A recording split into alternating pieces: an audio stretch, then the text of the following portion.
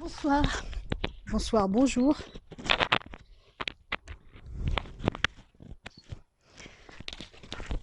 Bien le bonjour à vous et bienvenue dans ce cadre juste magnifique. Je ferai un petit tour d'horizon pour que vous voyez ce que j'ai en face de moi. C'est juste paradisiaque. C'est un régal au milieu de cette canicule d'avoir la chance d'être au milieu d'arbres, de végétation qui offre beaucoup de fraîcheur. Donc bienvenue sur cette nouvelle vidéo que j'ai envie de faire depuis un moment, en fait, depuis la vidéo pour ou contre un état de conscience où je vous avais promis de développer la question de la liberté dans une autre vidéo pour pas que ça soit trop long. J'en profite pour dire aux personnes dont j'ai eu quelques retours par rapport à la dernière vidéo et par rapport à d'autres aussi, des personnes qui me disent que c'est trop long, que ça décourage et que je devrais en faire des plus courtes. Alors pour le moment, j'en suis pas capable, pas par un manque de volonté, mais par un manque de technique en fait. Je développe des sujets où j'ai beaucoup de choses à partager autour et ensuite j'arrive pas encore à couper les extraits, mais je vais essayer de le faire. Et puis en fait, en parlant avec ces personnes, elles finissent par m'avouer qu'elles comprennent pas tout, qu'il y a plein de mots qu'elles connaissent pas et que elles n'arrivent pas à comprendre en fait de ce dont je parle.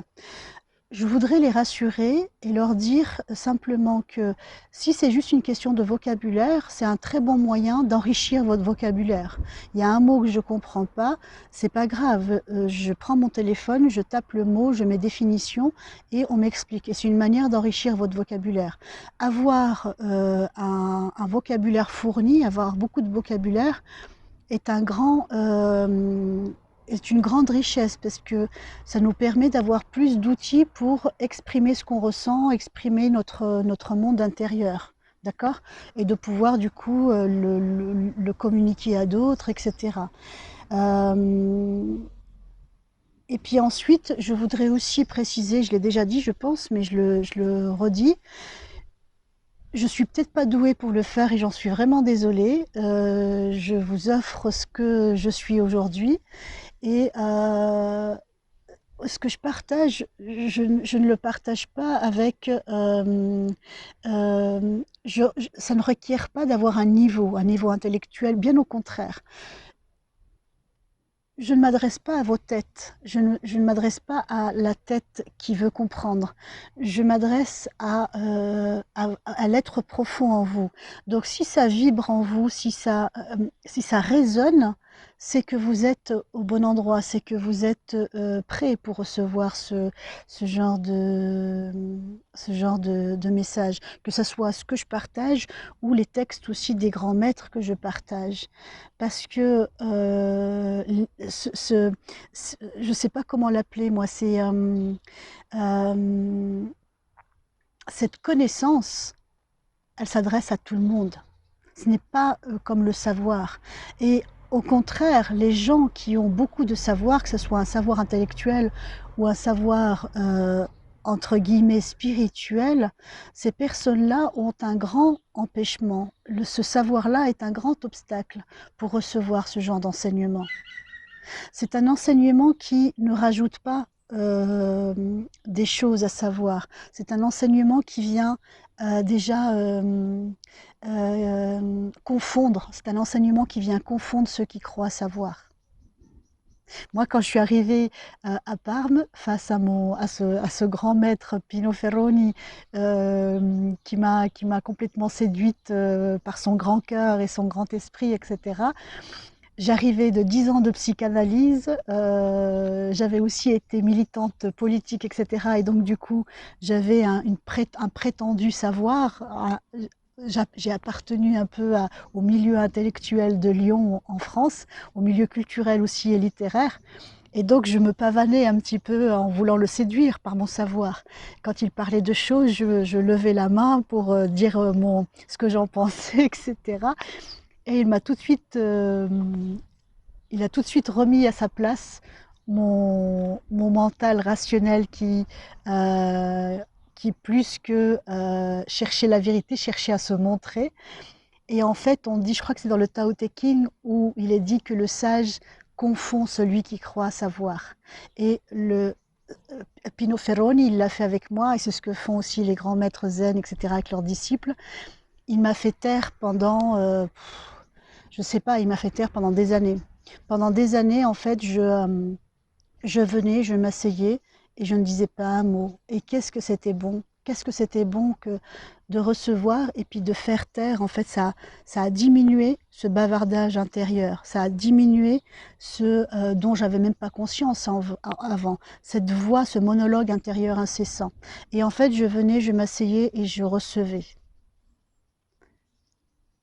Et petit à petit, il s'est tu, ce moi s'est tu, et une voix jaillissait de mon cœur. Et là, il me permettait de parler. Et là, il m'ouvrait les bras grands ouverts. Du moins, il m'ouvrait les bras grands ouverts. Il m'ouvrait grand les bras pour accueillir ma parole. Une parole qui jaillissait du cœur, comme la sienne. J'ai beaucoup aimé d'ailleurs la différence entre le mental qui résonne, AI, donc de la raison, et le cœur qui vibre, qui résonne, RE, raison, qui fait de la musique. C'est une musique. Donc voilà, si ça résonne, si ça vibre en vous, c'est pour vous. Vous avez le niveau prérequis pour accéder à cet enseignement. Donc cette vidéo, je disais que je voulais vous entretenir sur la liberté, une question qui a été très très importante pour moi et qui est très importante pour le peuple français en général.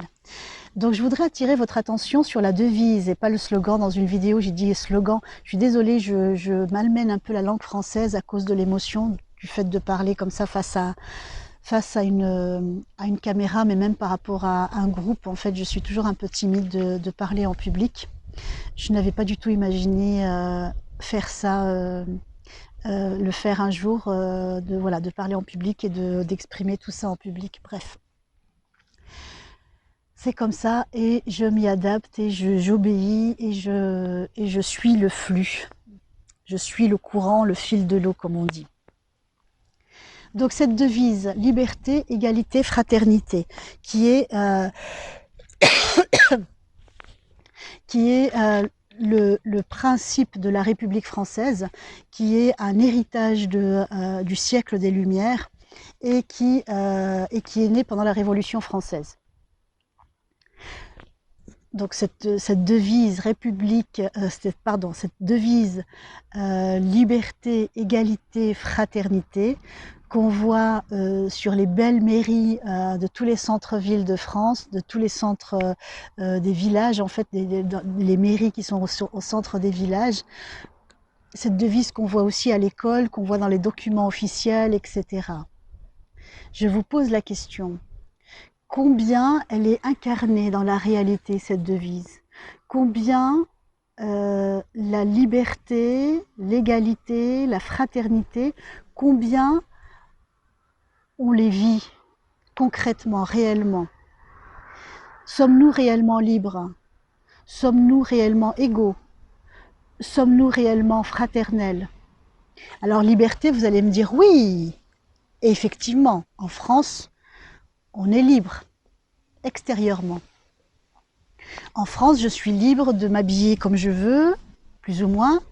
En France, je suis libre d'étudier ce que je veux. Je suis libre de choisir le métier que je veux faire. Je suis libre de choisir où vivre, dans quelle ville vivre. Je suis libre de fréquenter telle personne ou telle personne, de vivre avec tel compagnon et pas un autre, ou avec telle compagne et pas une autre. Je suis libre de me marier ou pas de me marier, de me paxer, je ne sais pas si ça existe encore, etc. D'accord? Maintenant, aujourd'hui, je suis même libre de changer de sexe si ça me chante, etc. D'accord? Mais ça reste qu'une liberté extérieure. D'accord? On y reviendra. Ensuite, je voudrais vous interroger aussi sur, du moins vous interroger, qu'on se pose la question de qu'est-ce qui a motivé cette devise? Qu'est-ce qui a motivé la République? Qu'est-ce qui a motivé la Révolution française? Et pour répondre à ces questions, je vous invite à méditer. Je le mettrai en lien en dessous de la vidéo parce que je peux pas vous la montrer. En fait, j'aurais pu vous le montrer, mais j'ai pas l'équipement pour. Le tableau de Eugène Delacroix, La liberté guidant le peuple. Donc ce tableau qui est connu et reconnu, qui est très célèbre, où on a la liberté, les seins nus qui guident le peuple. Et je vous invite à méditer l'expression des visages de ces personnes, la posture corporelle, etc. Et de vous poser la question, qu'est-ce qui les motive? Est-ce que c'est la peur ou est-ce que c'est l'amour? D'accord? J'anticipe un petit peu, mais je lance des pistes en fait. Est-ce que c'est la peur qui les motive? Donc la peur, elle est à l'origine de la colère, d'accord? Quand on est en colère, en dessous, il y a la peur, d'accord? Donc voilà, la révolution, il y a de la colère, de la rébellion, etc. Mais en dessous, il y a de la peur. Donc voilà, vous vous posez la question par rapport à ce tableau de Eugène Delacroix. Et ensuite, j'attire votre attention sur l'hymne national français, la Marseillaise de Rouget de Lisle. Rouget de Lisle qui était un homme de génie, certes, un poète, mais qui était aussi un officier. Il est né d'ailleurs à Lons-le-Saunier dans le Jura, là où j'ai grandi, là où j'ai fait toute ma scolarité jusqu'à l'université, jusqu'à ce que je parte pour l'université. Il y a sa statue au centre-ville de Lons-le-Saunier. La Marseillaise, quel message véhicule-t-elle? Qu'est-ce qu'on transmet à nos enfants à travers cet hymne? À part l'amour de la patrie, etc., qui est peut-être aujourd'hui dépassé, mais qu'un sang impur abreuve nos sillons, nos ennemis. D'accord? Qu'est-ce qu'on transmet à nos enfants? Qu'il y a un ennemi à l'extérieur, et que nous, pour défendre notre patrie, il faut qu'on le saigne, il faut qu'il y ait du sang, il faut qu'il y ait de la violence. Est-ce qu'il n'est pas temps aujourd'hui qu'on passe à autre chose, qu'on découvre une autre manière de vivre, une autre manière de se relationner aux autres? Et en fait, c'est ça le sujet de cette vidéo. À travers mon parcours, je vais vous raconter mon parcours. Vous allez me dire, mais qu'est-ce qu'elle aime bien raconter sa vie?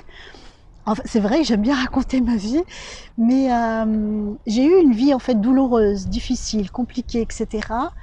Mais j'ai toujours eu une intuition profonde que ce que je vivais et de ce que j'en faisais, c'était pas que pour moi. Et en fait, c'est ça qui m'a permis de tenir, qui m'a motivée, qui m'a permis de pas sombrer, de pas craquer, parce que c'était vraiment difficile.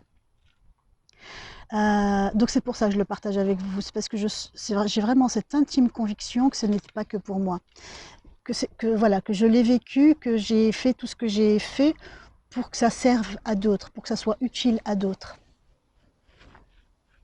Donc c'est pour ça que vous allez avoir beaucoup de, de tranches de vie.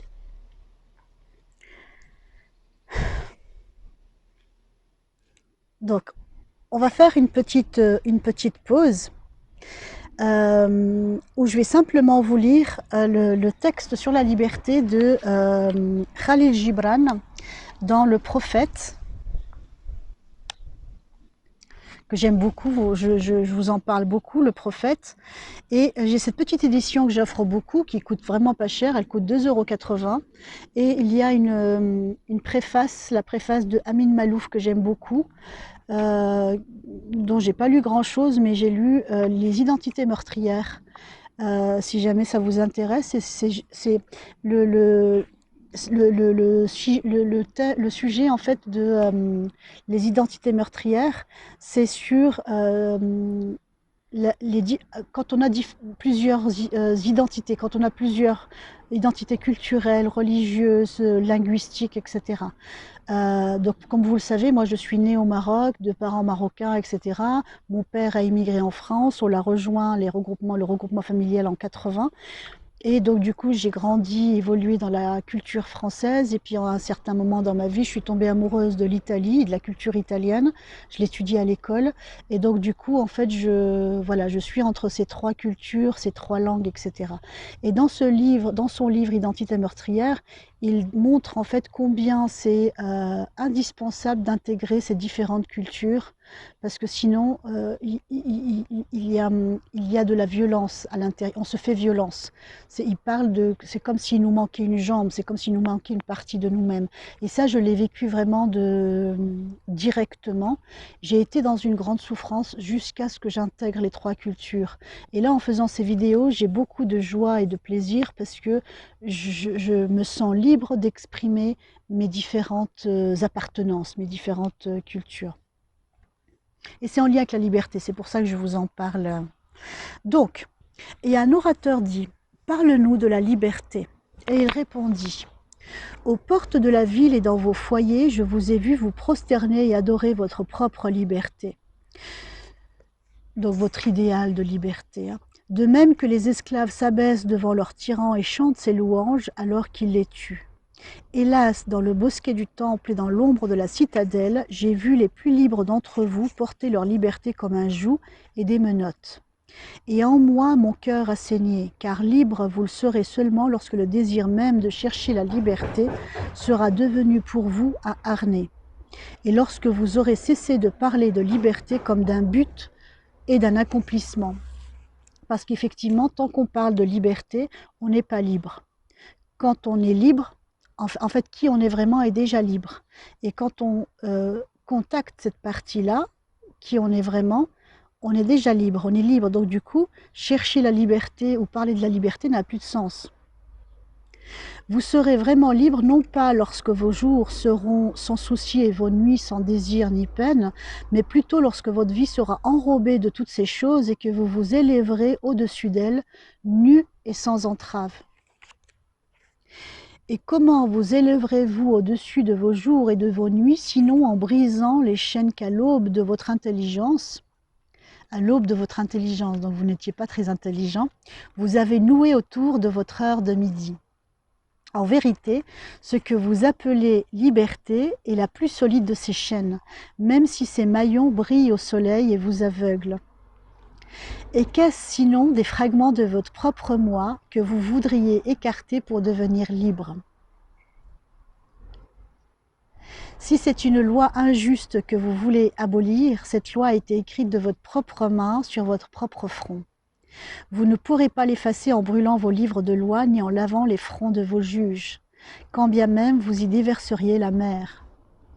Et si c'est un despote que vous voulez détrôner, veillez d'abord à ce que son trône érigé en vous soit détruit. Car comment le tyran pourrait-il dominer l'homme libre et fier si dans sa liberté ne se trouvait une tyrannie et dans sa fierté un déshonneur? Et si c'est une inquiétude dont vous voulez vous délivrer, cette inquiétude a été choisie par vous plutôt qu'imposée à vous. Et si c'est une crainte que vous voulez dissiper, le siège de cette crainte est dans votre cœur et non pas dans la main que vous craignez. En vérité, toutes ces choses se meuvent en votre être dans une perpétuelle et demi-étreinte. Ce que vous craignez et ce que vous désirez, ce qui vous répugne et ce que vous aimez, ce que vous recherchez et ce que vous voudriez fuir, ces choses se meuvent en vous comme des lumières et des ombres attachées deux à deux. Et quand une ombre faiblit et disparaît, la lumière qui subsiste devient l'ombre d'une autre lumière. Ainsi en est-il de votre liberté, qui, quand elle perd ses chaînes, devient elle-même les chaînes d'une liberté plus grande. Donc il est surprenant ce texte de Khalil Gibran. Qu'est-ce qu'il nous dit? Est-ce qu'il nous dit que la liberté, c'est pas bien? En fait, il nous dit avec une subtilité extrême, avec une poésie incroyable, que la liberté extérieure que la liberté extérieure est une prison, ce sont des chaînes, et que la véritable liberté, elle est intérieure. Donc je vous laisse relire ce texte, le méditer, et puis peut-être y mettre de la lumière par rapport à ce qu'on va dire dans cette vidéo. Dans mon cheminement, moi, ce que j'ai fait en psychanalyse, ce que j'ai continué à faire avec mon maître Pino Ferroni, ce que je continue à faire comme travail personnel, ce travail de connaissance de soi, Freud l'a très bien montré avec la topique de Freud, où il a divisé, en fait, on peut le dessiner comme un iceberg, où il a dessiné donc cet iceberg, il a divisé le psychisme humain, et on a le moi, donc la partie supérieure de l'iceberg, qui est une toute petite partie, qui est au-dessus de la mer, et donc du coup qui est au jour. C'est-à-dire qu'on en a connaissance, on connaît, d'accord? Et ensuite, juste en dessous dans la mer, on a le préconscient, le subconscient, et ensuite, dans les profondeurs, on a l'inconscient, c'est-à-dire la partie complètement inconnue qui est refoulée, immergée dans l'océan, dans la mer. D'ailleurs, il y a une figure du Qigong, le dragon de mer, qui fait partie de la danse céleste des dragons et des dévas. C'est la première figure, le dragon de mer, qui introduit en fait tout le reste des autres dragons et qui en fait signale que ce Qigong va être un travail d'introspection, de connaissance de soi. Et ce dragon, je le mettrai peut-être en fin de cette vidéo, où ça sera une vidéo à part, le dragon de mer. Et en fait, ce dragon de mer, il plonge. Et il descend progressivement, pas de manière brutale, mais de manière progressive, comme nous quand on va à la rencontre de soi. Et ensuite, il remonte, donc il découvre ces pierres précieuses, qui il est vraiment, et il remonte progressivement toujours à la surface, et il le partage avec toute l'humanité. Je vous ferai la figure. Donc le travail en fait de connaissance de soi, c'est vraiment de plonger dans ces profondeurs, dans l'inconscient, et d'aller, avec la lumière de la conscience, aller éclairer toutes ces parties qu'on ne connaît pas, qui sont dans l'obscurité. Aller y jeter la lumière, d'accord? Et les faire du coup émerger à la surface, d'accord? Et tant qu'on n'a pas connaissance, tant qu'on ne va pas mettre la lumière de la conscience sur ces parties-là sont dans l'ombre, mais nous manipulent. D'accord? Ce sont ces pulsions sexuelles, par exemple. J'ai par exemple le souvenir, puisque j'ai dit que j'allais vous partager des tranches de vie de mon parcours. Donc, comme je vous l'ai dit, je suis née au Maroc, de culture musulmane, de parents musulmans, etc. Mais j'ai grandi en France. Et donc, du coup, je me suis gagné ma liberté. Je me suis rebellée je suis tombée en fait amoureuse de cet idéal français de la liberté, l'égalité, fraternité, et je suis devenue française en définitive. Et, euh, et je me souviens, une fois, j'avais voyagé toute seule au Maroc, j'étais encore jeune, je devais peut-être avoir 20 et quelques années. J'étais plutôt une jolie jeune femme et j'ai toujours aimé bien me vêtir, etc. Et puis, j'avais pas de tabou de comment m'habiller. J'avais juste un petit débardeur et un pantalon blanc d'été, un pantacourt. Et j'avais voyagé en bus, en autocar, et à une aire de repos, donc avec des personnes qui étaient avec moi dans le bus, il y avait deux jeunes hommes moi j'étais en train de boire de l'eau, et il y a deux jeunes hommes qui sont passés devant moi et qui m'ont regardé et qui se sont parlé entre eux, pas à moi, et qui ont parlé de moi en disant le diable, c'est le diable en personne, ou je sais pas quoi, le Uzraïl. Et donc moi à l'époque j'étais innocente, j'ai envie de dire. Et donc du coup, j'étais que blessée par ce genre d'observation, parce que je trouvais que c'était de la méchanceté gratuite. Je ne comprenais pas ces attaques. Et aujourd'hui, donc en vous parlant de cet iceberg avec l'inconscient et de ces pulsions sexuelles que moi je suis allée voir en psychanalyse, hein, et grâce à la psychanalyse, en fait ces pulsions elles sont à voir et à humaniser. Normalement c'est l'éducation qui devrait le faire, mais si l'éducation n'a pas été faite, parce que les parents il faut qu'ils aient été éduqués eux-mêmes à faire ce travail, ces parties-là à l'état brut elles ont à être humanisées. C'est en fait un héritage de nos instincts animaux, donc c'est vraiment des instincts primaires. Il y a d'autres choses qui me viennent la psychologie chinoise, mais je ne vais pas vous embrouiller, je ne vais pas tout vous donner d'un coup. Je vous le donnerai au fur et à mesure. Et donc, je me pose la question par rapport à ces jeunes hommes donc, qui m'ont appelé moi le diable, parce que j'étais la tentation, Si le diable, c'était pas ces pulsions non vues, non reconnues, non humanisées. Il y a un très bel extrait, d'ailleurs je vous le mettrai en bas, comme ça vous êtes libre d'aller le voir ou pas. Il y a un très beau film qui s'appelle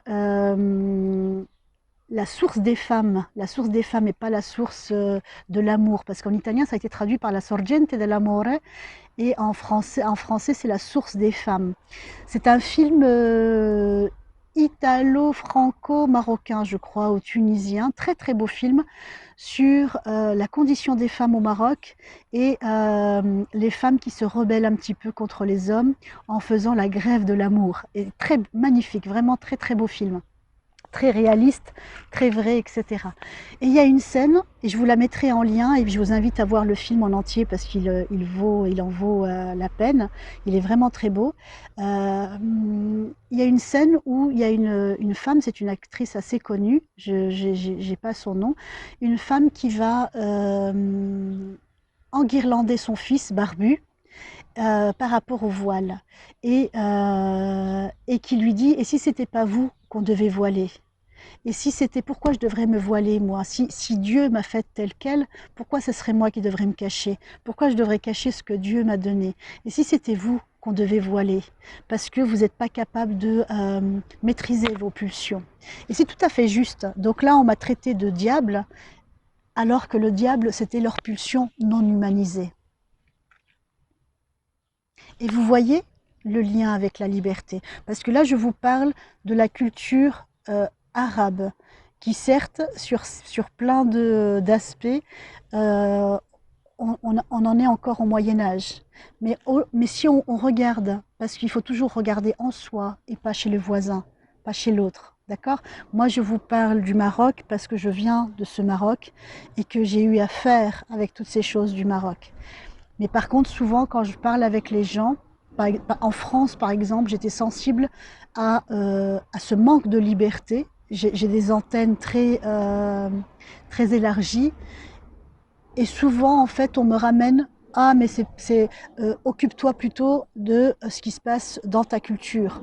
Ou alors, si je parle avec des gens de la ville du Maroc, on va me dire ah, mais occupe-toi du village perdu du Maroc, parce que ces problèmes dont tu parles ne concernent que le village arriéré. Et en fait, ce sont des gens qui sont dans le déni.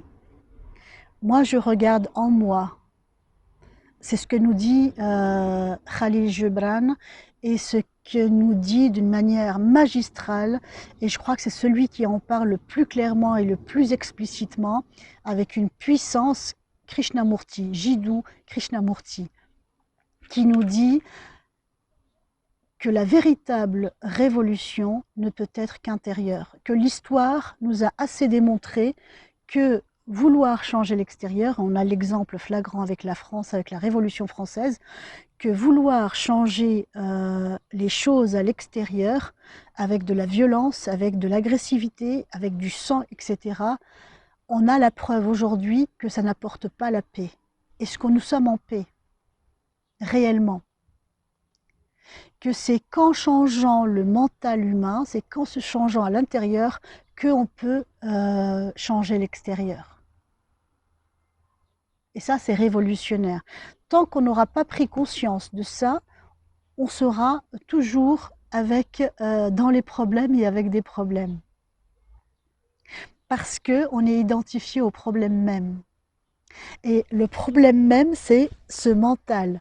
Cette petite partie, toute petite partie à la surface de la mer, qu'on appelle ego, qu'on appelle moi. Cette partie-là, elle se sent séparée du reste, elle se sent séparée des autres, elle se sent séparée de la nature. Donc du coup, elle se sent en danger. Les autres sont vus comme des ennemis, comme notre chère Marseillaise. C'est un produit du mental, c'est un produit de l'ego. On est dans une société de l'ego. Tout ce qu'on a fait, ça a été produit par l'ego. L'ego est le problème. Quand on va au-delà de l'ego, on découvre qui on est vraiment, et qui on est vraiment est relié à tout le reste. C'est on est un, c'est l'unité.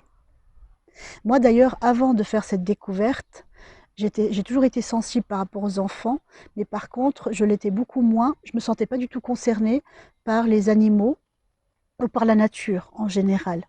Et c'est une fois que j'ai été en contact avec cette partie profonde en moi où je ressentais tout en fait, où je me sentais en lien, je me sentais un avec le tout, et donc du coup concernée par tout.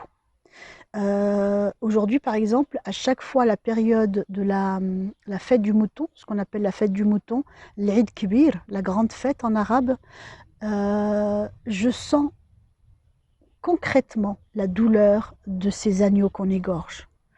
Je le sens vraiment dans mon profond.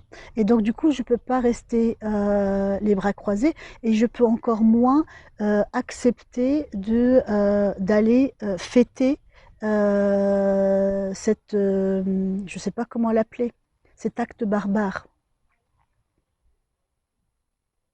Alors que la fête en elle-même est très belle. J'ai des souvenirs très beaux de petites filles où on s'habillait bien, où notre maman nous donnait des sous. J'étais dans mon village au Maroc et on allait à l'extérieur de la maison. On se retrouvait tous à une place avec tous les enfants du village.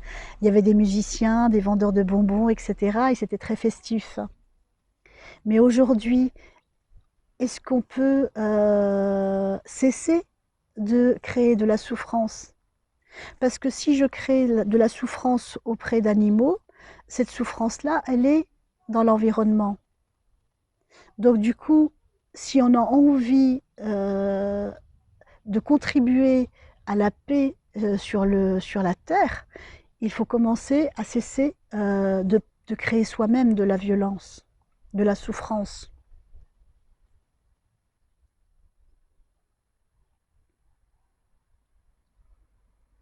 C'est ça la vérité, la véritable liberté. C'est découvrir qui on est intérieurement. Et c'est à cette seule condition qu'on pourra être véritablement égaux avec les autres, puisqu'on est un, l'autre c'est moi. Et c'est qu'à cette condition qu'on pourra réellement être fraternel, que l'autre sera vu comme mon frère, ma sœur, et pas comme un ennemi, pas comme quelqu'un qui va m'arnaquer ou que je vais arnaquer, ou qui va me tromper ou que je vais tromper, etc. C'est fini ces jeux-là, ce sont des jeux de l'ego. Ce sont des jeux motivés par la peur. Alors que quand on est en contact avec qui on est vraiment, on est motivé par l'amour. Je crois que je vais m'arrêter là. Je vous ai dit, je crois, l'essentiel. Et c'est pas la peine de s'épancher plus. J'avais envie de vous parler aussi d'un passage d'Osho, et puis j'avais envie aussi de vous parler d'un passage dans le Chuang-Tzu, mais je crois que ça suffit. Je vais m'arrêter là, et je vous invite donc à méditer le tableau La liberté guidant le peuple d'Eugène Delacroix, et ensuite de méditer, que je mettrai aussi en lien, le tableau de Jésus dormant dans la barque, et de voir par quoi était motivé Jésus-Christ et par quoi étaient motivés les personnages du tableau d'Eugène Delacroix.